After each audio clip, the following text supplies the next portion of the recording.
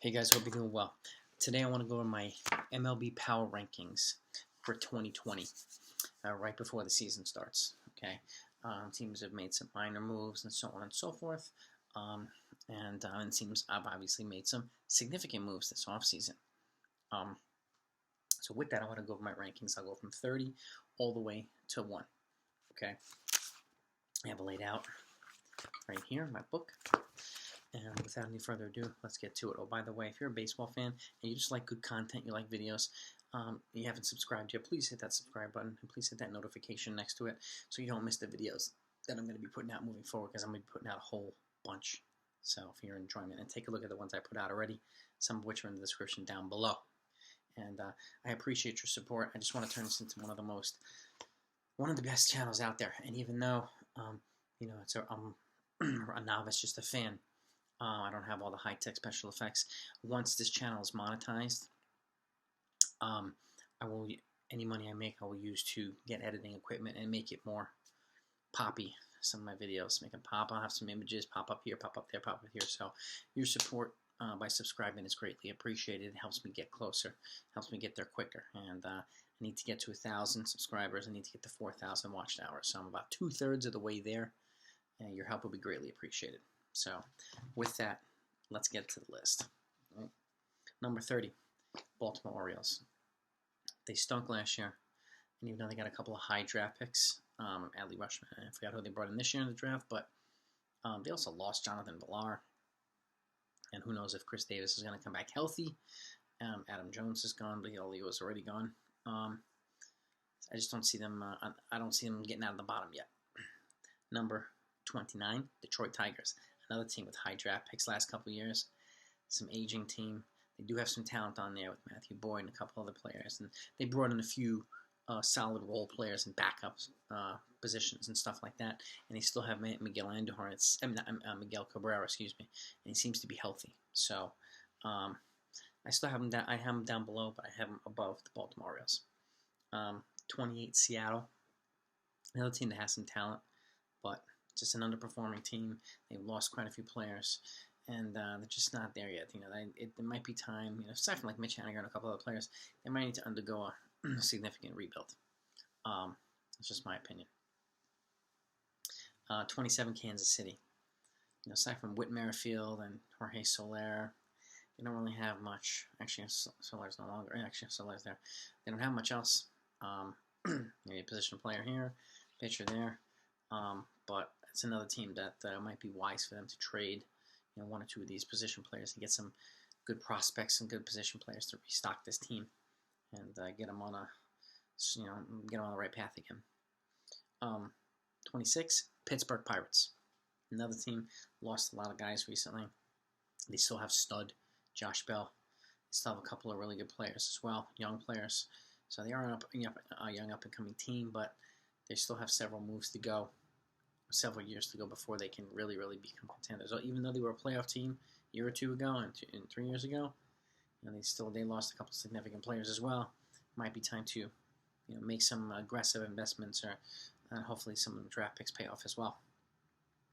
28, Miami Marlins. A couple years ago, I'd have them at the bottom, but they're actually just a young, developing team. They've brought in some players. Corey Dickerson, Villar was traded there from Baltimore, and a lot of young players, good young pitchers as well. And I think they're on the right track. They still have a ways to go, but they could, even with some high draft picks, they can make a couple of decent free agent signings every year. Doesn't have to be superstars, just incremental signings with some solid players. They'll get better every year while they continue to develop their young players. 24, San Francisco.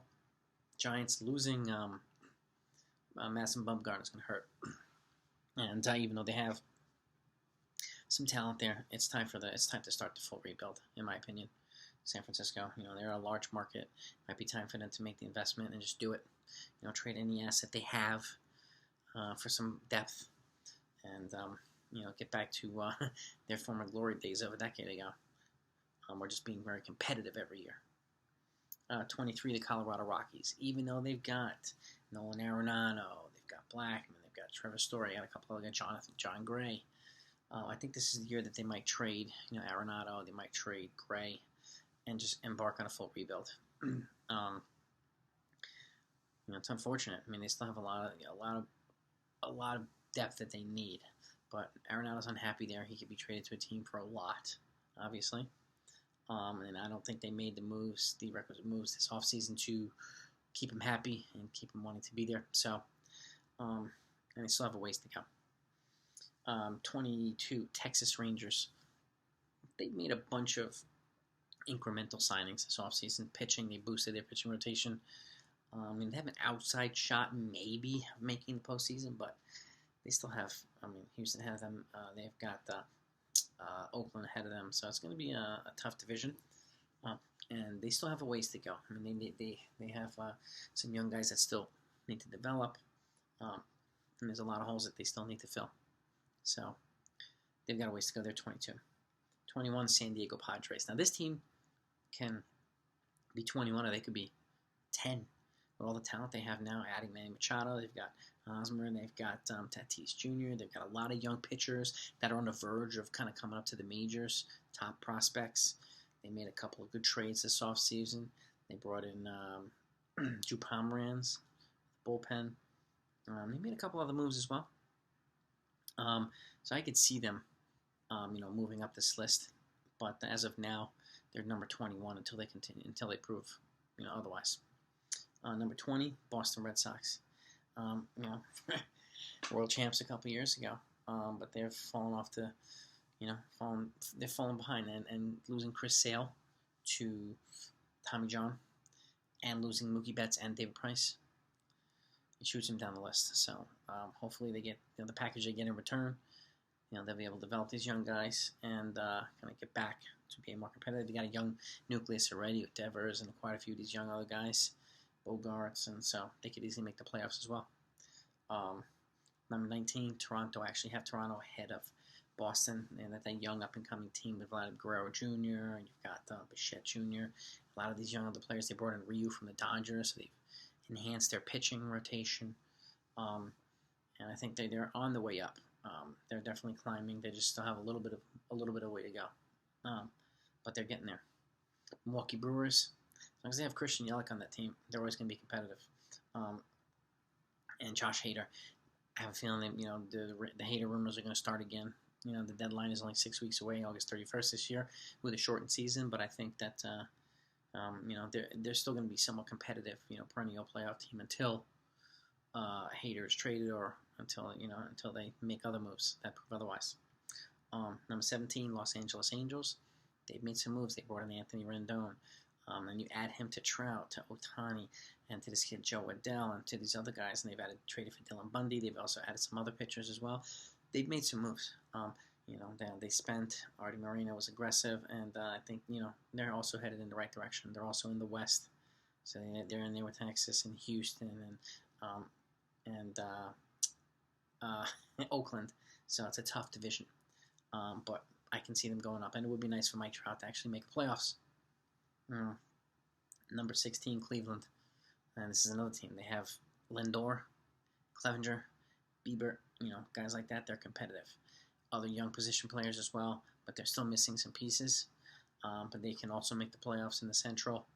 They would be ranked a little bit higher, but unfortunately, they're just not. I don't see them going up any further. I don't see them making the playoffs this year, unfortunately. 15, Chicago Cubs, also a team that's kind of past its, I think, glory. They had their magical year in 2016. I do think Chris Bryant will wind up probably being traded to a contender, somebody like the Dodgers or something like that, or the Phillies, as a final piece to really make a World Series run.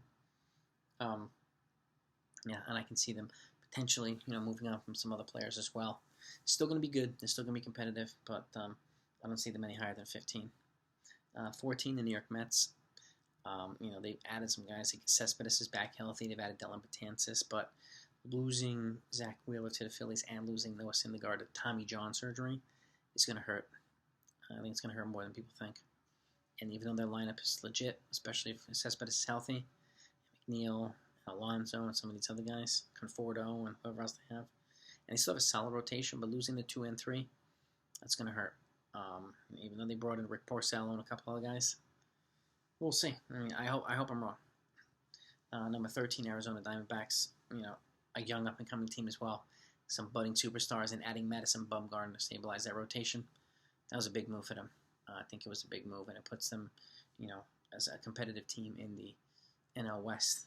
Still behind, I think, San Diego and the Dodgers, but makes them competitive. 12, St. Louis Cardinals, again, another perennial playoff team.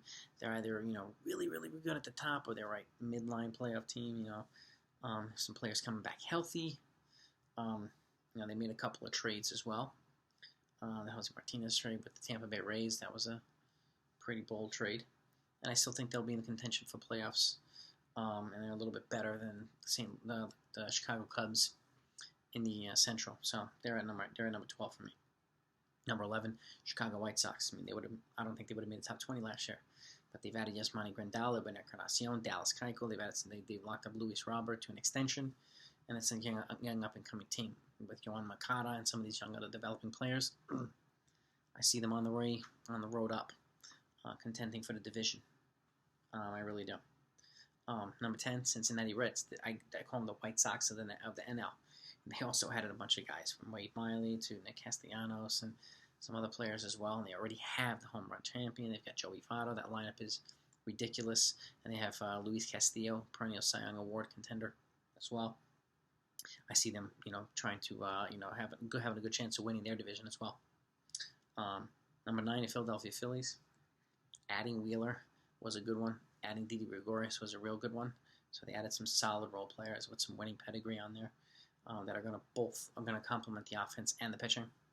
And I see them, contending to win the NL East. I really do. Number 8, just one spot ahead of them, defending world champion Washington Nationals. I would not be surprised if Philadelphia beat them for the division, but I wouldn't be surprised if Washington either won it or still made the playoffs anyway. Even though they lost Rendon, which hurts. They re-signed Strasburg, and they brought in a bunch of depth players for offense, so I think that's going to come in handy for them. And again, they're defending world champions, so they have to be in the top 7 or top 8, in my opinion. Number 7, Houston Astros. Normally it would be a bit higher. Very talented team. Losing Garrett Cole is going to hurt, and I think this whole cheating scandal is going to affect them a little bit as well. It would be nice to get them knocked down to reality, but who knows? They may contend for a world championship again, but I think losing Garrett Cole hurts significantly, even though they brought in Zach Greinke. Number 6, Tampa Bay, another team that's going to be competitive for a long time. Shrewd moves, solid trades, well run, well coached, good farm. And they do a great job of developing non-superstar players. And it's one of those teams that don't have the superstars, but are there every single year, and they can't compete for the AL East. So I have them making the postseason as well. And my number 5 team, the Oakland A's, I also have them making the playoffs in the West, potentially winning the division. Another team with not a lot of sexy names. You got Chris Davis and some other guys, but not a lot of sexy names. But they're really, really well run. They're good, well coached, good, solid players, competitive, hungry in a small market. They do a good job, like Tampa Bay. They both do a great job with limited resources. So I got to give it to them. And they're right on the verge of winning their division. Number 4, Atlanta Braves. That young nucleus is crazy. From MLB you've got Acuna Jr. They did add Yoenis and Yasiel Puig, but according to the reports today, he tested positive for COVID-19, and now his contract is either not valid or they can't make it official until he passes the quarantine and gets a negative test again and is cleared. But with Freddie Freeman, they added Cole Hamels, they added Will Smith, bullpen. They're right on the verge of winning the NL East as well. I think the NL East is probably going to be the most competitive division in baseball this year. And I can see the Atlanta Braves, if they don't win the division, still going to the playoffs and going pretty far. Number 3, Minnesota Twins, another team that was already good. They beefed up. They added Josh Donaldson. They've added some other pieces as well.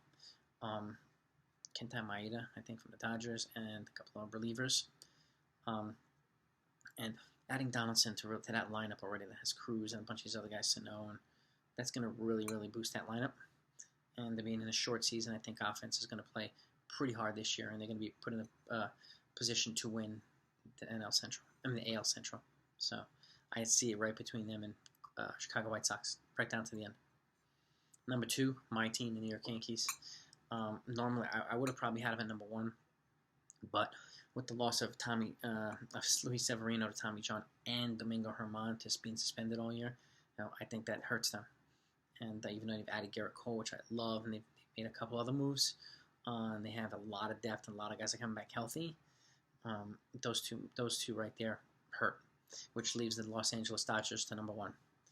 Adding Mookie Betts and David Price, even if David Price is opting out of 2020, no matter. Betts is going to stabilize that lineup, bring in another piece to add to that. Those studs already, from Bellinger to Lux to Turner to all these other dudes they have in that linup's going to be crazy. And even though they did lose Ryu to Toronto and Maeda to Minnesota, Buehler, Kershaw, and I wouldn't be surprised if they added, a Chris Bryant or someone else, ace pitcher at the trading deadline. If they're one piece away, they're going to make the move. And they, in my opinion, get the number 1 spot on the power rankings. So that's my 2020 power rankings. Let me know what you think. If you enjoyed this, please hit the thumbs up. If you haven't subscribed yet, please do so. It would be much greatly appreciated. Other than that, be safe out there. Look out for each other, and I'll talk to you soon.